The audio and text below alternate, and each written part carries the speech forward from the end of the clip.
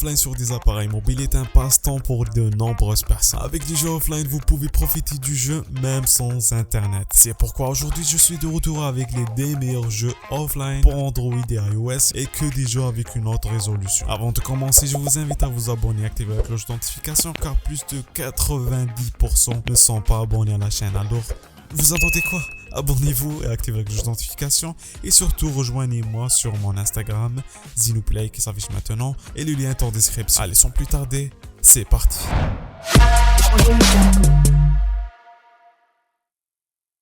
Commençons par le jeu numéro 10, Rally Horizon. Rally Horizon est un jeu de course mobile très divertissant qui offre aux joueurs une expérience immersive en plein d'adrénaline avec des graphismes époustouflants et une physique réaliste. Les joueurs auront l'impression d'être réellement derrière le volant d'une voiture de course de haute performance. Le jeu propose une grande variété de pistes, des rues pittoresques de la ville au terrain off-road difficile, offrant aux joueurs une expérience de course diversifiée et passionnante. Avec une variété de modes de jeu, Rally Horizon offre des heures infinies de divertissement pour des amateurs de course. Donc si vous cherchez un nouveau jeu de course haute résolution, Rally Horizon est un jeu parfait pour vous. On passe au jeu suivant, Exist.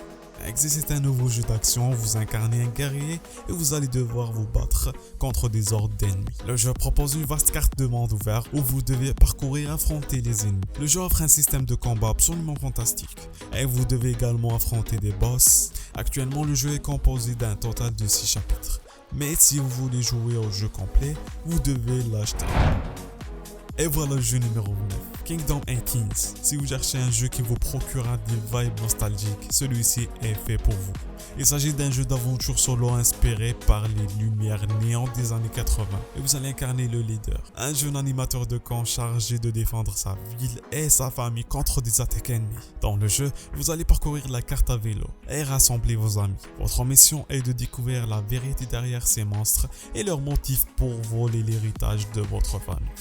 Le jeu a une bonne histoire avec un véritable suspense. En 7ème position, nous avons Nine Nights. Celui-là est un jeu d'aventure hardcore indépendant. Vous allez incarner le tueur Seal, un solitaire à la manière de John Wick. Après avoir été recherché par l'organisation Jizo, vous êtes devenu la proie traquée et maintenant en fuite dans un monde en crise du jeu. Dans le jeu, vous allez faire face à différents types d'ennemis et vous devez les affronter de manière stratégique en utilisant des coups de jambes et d'autres compétences de combat. De plus, vous devez explorer différentes zones dans la carte et franchir les obstacles de manière unique. Ce jeu a une histoire à la manière du film John Wick, mais le gameplay est très inspiré de Prince of Persia et finalement dans l'ensemble c'est un bon jeu avec des graphismes style Play 2. Last Rider, celui-là est un jeu apocalyptique impressionnant où vous devez être le motard solitaire essayant de survivre dans un monde brutal avec juste votre fidèle moto. Vous traverserez les déserts en faisant face à toutes sortes d'obstacles et de dangers. Explorez un aéroport mais aussi un port asséché qui accueillait autrefois d'énormes navires. Pour ce jeu, les graphismes sont solides, mais soyons honnêtes, les commandes pourraient bénéficier d'un ajustement. Et enfin, en parcourant le monde désolé, vous allez rencontrer non seulement des obstacles, mais aussi des monstres plutôt redoutables. Dans l'ensemble, c'est un jeu d'aventure sauvage, c'est le cas de le dire. Et voilà le jeu numéro 5, Hockey All Star 24. Cette version du jeu nous revient avec des visuels réalistes, plus de modes de jeu et encore plus d'actions de hockey rapide. Ici, vous allez créer votre propre équipe de hockey, personnaliser votre propre franchise, puis monter les classements pour mettre en valeur vos compétences. Personnellement, je ne suis pas grand fan de hockey, mais c'est un jeu qui peut plaire à quelques gens. Et surtout dans ce jeu, vous allez voir des graphismes époustouflants avec des modèles du joueur réalistes, jamais auparavant vus dans ce type de jeu sur mobile. Et surtout, vous allez affronter les plus grandes équipes du jeu. Lethal Triangle.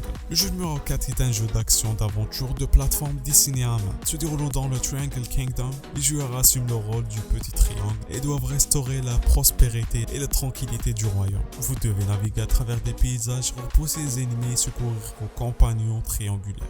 Le gameplay vous emmène à travers des usines, des temples et des jungles où vous devez affronter de nombreux adversaires. Le chemin vers la victoire est rempli de dangers, y compris des pièges, des mécanismes, des armes cachées et des forces maléfiques. Dans l'ensemble, c'est un jeu stimulant, mais vous pouvez y jouer en offline également.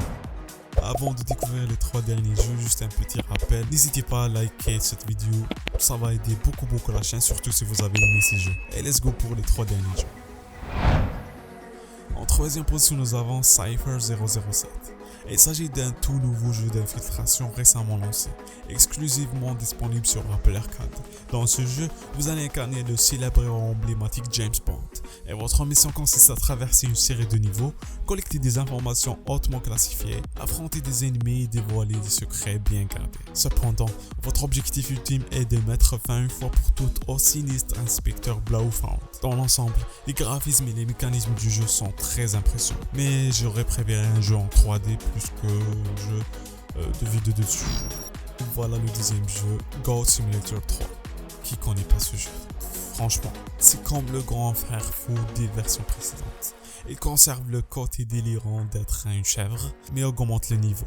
Les graphismes sont meilleurs et il y a de nouveaux endroits à explorer. Votre chèvre peut même faire des choses plus folles maintenant. Elle est également plus facile de diriger. Votre chèvre vous permettant de heurter les choses de manière plus précise. Et devine quoi, vous pouvez vous associer avec vos amis pour encore plus d'aventures. Sérieux, 2 chèvres dans la route. De base, une c'est fou, alors là, toi et ton ami chèvre, vous allez faire des dingueries dans ce jeu. C'est comme s'il avait pris tout ce qu'il était délirant dans les anciennes versions et l'avait rendu encore plus délirant dans Goat Simulator 3. Donc si vous avez aimé les premières versions, vous allez adorer celle-ci. Et dites-moi en commentaire si vous avez déjà joué aux versions précédentes et si vous les avez aimées ou non.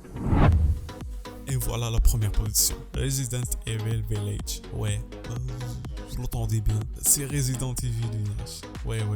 Donc après l'annonce Apple selon lesquelles elle allait proposer des titres AAA tels que Resident Evil Village et le prochain Assassin's Creed sur iPhone 15 Pro et les iPads équipés de la puce M1. J'étais très curieux de savoir si je pourrais jouer ces titres sur mon smartphone. Maintenant c'est possible, ouais. C'est super fluide, tous les gens qui ont essayé ce jeu ont dit que c'est fluide. Et aussi parlons du commande tactile. Elles sont assez délicates, donc il serait peut-être préférable de connecter une manette pour une meilleure expérience de jeu. Les graphismes sont incroyables.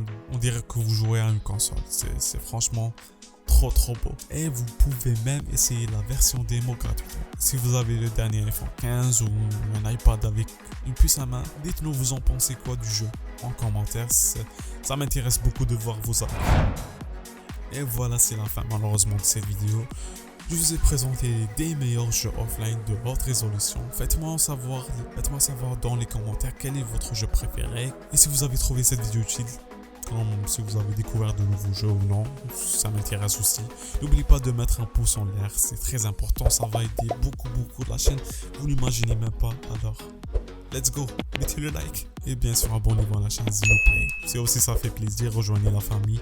Notre but, c'est les 5000 abonnés avant la fin de l'année. C'est faisable, je pense. Allez, c'est parti. Allez, abonnez-vous, vous attendez quoi?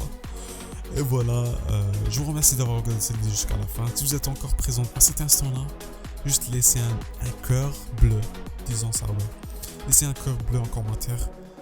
Et là, comme ça, je vais reconnaître les vrais qui ont atteint 7 minutes de la vidéo. Merci du fond du cœur. Je vous remercierai jamais assez. Merci. Nous, on se retrouve dans la prochaine vidéo. Que la paix soit sur vous. Peace.